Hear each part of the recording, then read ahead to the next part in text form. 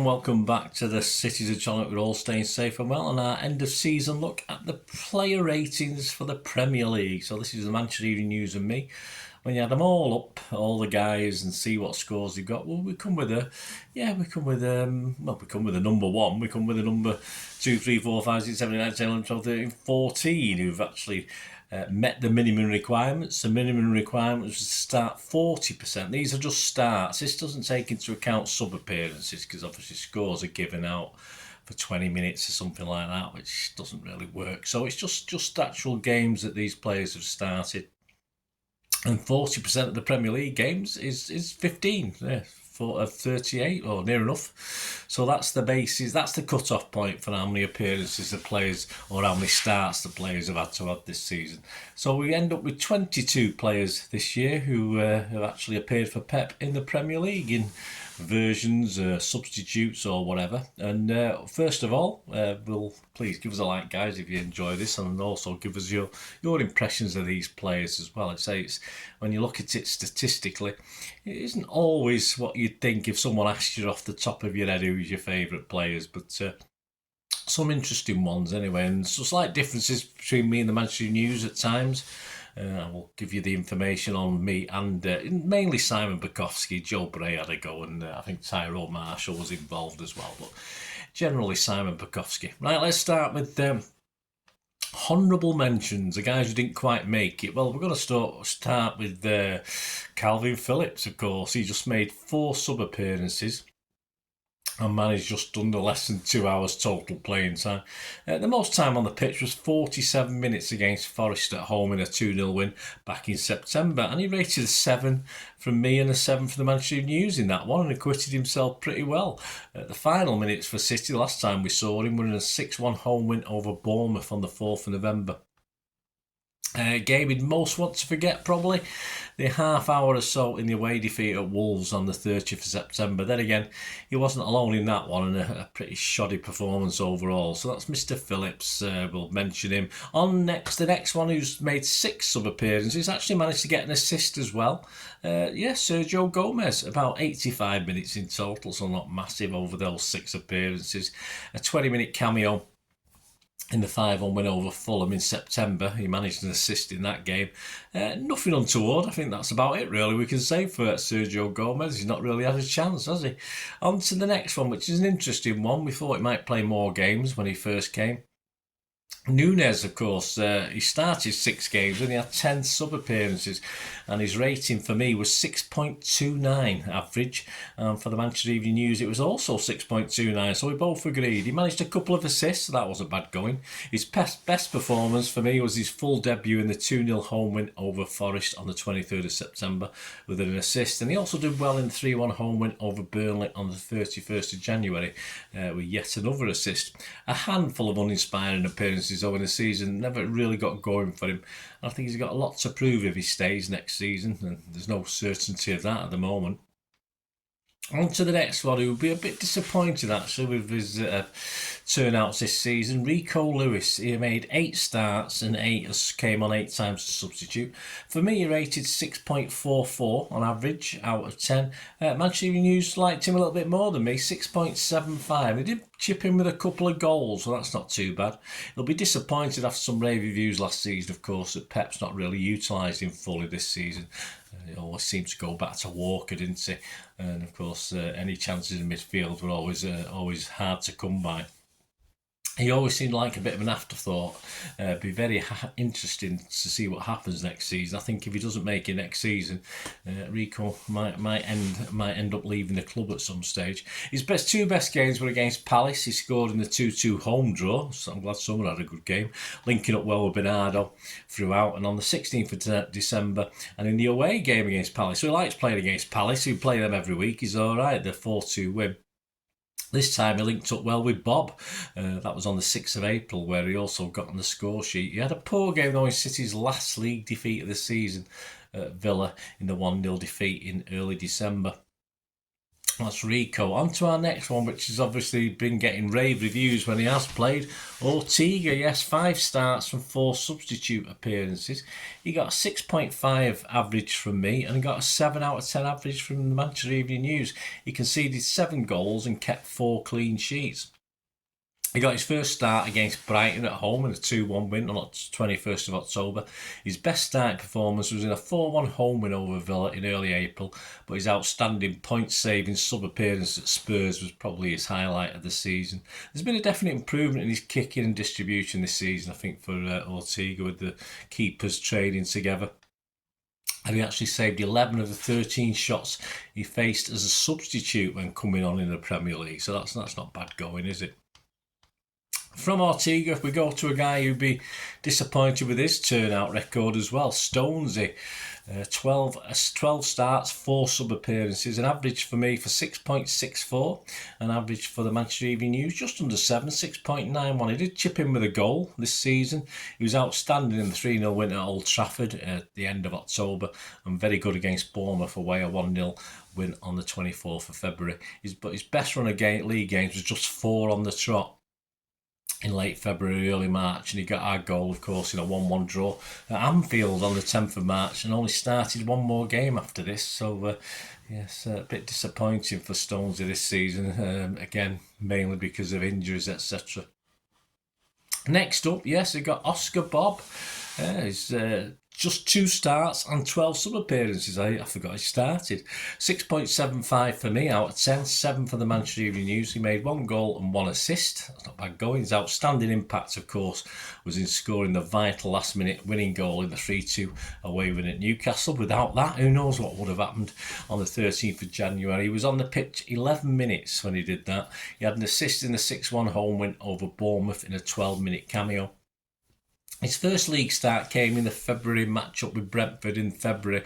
He'll hope for more time next season, of course. I think, I'm not going to say it's going to be a breakthrough season for him, but it's another bit like Rico, a bit of a do or die, I think. Grealish comes next. He has 10 starts and 10 sub-appearances. He averages 6.8 for me. Pretty good. That's quite high compared to the guys who actually made the cut. And 7 for the Manchester Evening News. He managed 3 goals and 1 assist. Not fantastic. Standout performance is United away, the 3-0 win, of course, back in October, linking up well with Bernardo. His 1 assist was in the 2-1 win at Sheffield United on the 27th of August. He scored off the bench against Spurs at the Etihad in the 3-3 draw and scored in consecutive games in December, a 2-1 win at Luton and the 2-2 home draw with Palace. No really horrible games for Grealish. When he's been called upon, he's been fairly consistent, so that's good. He's just not been called upon as much perhaps as he wanted, and perhaps we were surprised a little bit by that this season. 7 bookings, 1 behind both Rodri and Bernardo, who both got 8 bookings this season, so his temperament's a bit dubious, as we know. And that's the honourable mentions. And now we're going to get to the guys who actually completed 40% of the Premier League games. So we end up with 14 players who achieved this feat, if you like, you can call it a feat. So bottom, really, if you consider it, bottom of the pile is Alvarez. It did surprise me because he was his go-to guy for Pep, wasn't he? 31 starts and 5 sub-appearances. He averaged just 6.24 with me out of 10 and 6.42 with the Manchester Evening News. He was 14th for me, but 12th in the Manchester Evening News ratings. Scored 11 goals and 9 assists, so it wasn't a bad season, really. And I said this was a surprise considering Pep had faith and he played the first 25 consecutive Premier League games, which takes some going. Unsurprisingly, his best form was early in the season with 4 goals and 3 assists in the first 8 matches, standing out in the 1-0 win at home to Newcastle on match day 2. In 10 games from November the 12th to the end of January, despite not always convincing performances, he scored 4 and assisted 3 others. His 2 goals helped into the man of the match showing in the 3-1 home win over Burnley at the end of January. Villa away, a 1-0 loss on the 6th of December was probably a game he might want to forget, and he was actually City's player of the month for last September. In at number 13, not really a surprise to me, is at number 10 in the Manchester Evening News listing. Walker started 30, quite a good number of games, and was substitute for 2, or came on as a substitute in 2 games. 6.25 out of 10. 6.6 for the Manchester Evening News. He managed 4 assists, which I suppose is okay for a rampaging fullback. Is it good enough? I'm not too sure. An assist at home to Forest on the 23rd of September, and man of the match in the 1-0 loss at Arsenal on the 8th of October. Also acquitted himself well at Burnley away, match day 1, and Newcastle at home in match day 2. Despite an assist, he was not great in the 3-2 win at Newcastle on the 13th of January. And at Villa away in the 1-0 loss in early December, he was also poor, as well, most were. 2 assists in the 2-0 win at Brighton on the 25th of April was followed by an awful performance in the 2-0 win at Forest. An up-and-down season, and even in individual games, playing with an injury perhaps, we're not too sure. The rumours have been there. Extended mid-season, so we've got until 2026 now, whether we like it or not. Probably expect more of the same next season. We'll see how many games he gets then. In at number 12, just outside the top 10. Yeah, this is a surprise one because this guy finished on a bit of a high as far as Pep and the fans were concerned. Gvardiol. He's number 14 on the Evening News list, so he's higher up on mine than the Evening News. He made 26 starts, 2 sub-appearances. He averaged 6.35 for me and just 6.33 for the Manchester Evening News. He got 4 goals and 2 assists. Not bad for a defender, is it? A defender come midfielder. His end of season form was very good, but overall it took time to settle, though. Initially looked as though he was doing okay, especially as he was asked to play centre-back occasionally, and he acquitted himself pretty well until Pep made him a Pep-style left-back, of course.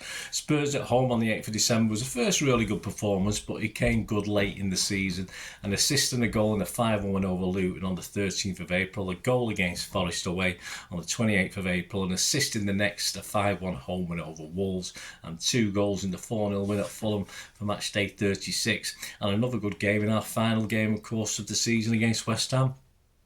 He had a handful of disappointing games, though, including the 1-0 loss at Villa on the 6th of December. Again, as I said, he wasn't alone in that.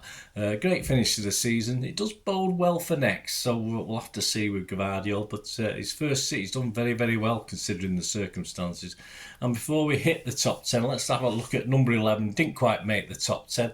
Again, a bit of a surprise. I thought this guy had a reasonable season off the top of my head. And then you look at the stats. Kovacic, he started 18 games and 12 sub-appearances. 6.47 for me, just 6.39 for the Manchester Evening News. So it's 11 on mine. He's number 13 on the Manchester Evening News chart. And he managed a goal as well, which is 1 for 18 starts, probably right for Kovacic. That's his level, unfortunately. He's not a prolific goal scorer by any means. Like Gvardiol didn't settle straight away, but we had glimpses. Got off to a good start with a very good performance in the 5-1 Fulham home win back in September, but 2 poor performances against Wolves and Arsenal away, both defeats, were a worry. As the season reached its last few weeks, some better performances again, and scored his only goal of the season in the 5-1 rout of Luton on the 13th of April. A good performance also in the 4-0 home win over Fulham in May. No assists, which is unusual for a midfielder, but optimism of a better second season is high, especially as a partnership with Rodri seemed to be doing okay when needed, so that was interesting. So there you go, guys. We've gone up to number 11. Join me in part 2 as we take a look at the guys who made the top 10 in my list and see how they did in the Manchester Evening News list as well. So hope you enjoyed that. Please, if you are new to the channel, push that subscribe button, push the bell notifications. Everything's City past, present and forever. It'd be great to have you on board. Of course it will. If you do check the channel, you'll see stuff on film and TV as well. Another passion of mine. It doesn't get me as set up as watching City, that's for sure, but join me for that.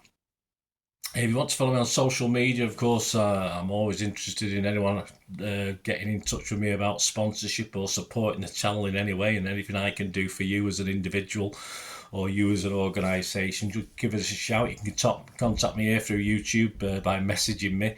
You can check my email there. You can send me something by email. That'd be fantastic. Or I'm on X and TikTok at the same address at Bernard_Deneen, and I'm also on Facebook at Bernard Deneen as well. So yeah, get in touch, guys, anything, and if you enjoyed this, let us know what you thought of these guys that have got so far, and please tune in for part 2 as well, where we'll have a look at the top 10. But hope you enjoyed this. Thanks for watching anyway. Till we meet again, I'm only going to ask one thing, please stay safe, Blues. Come on, City. Bye for now.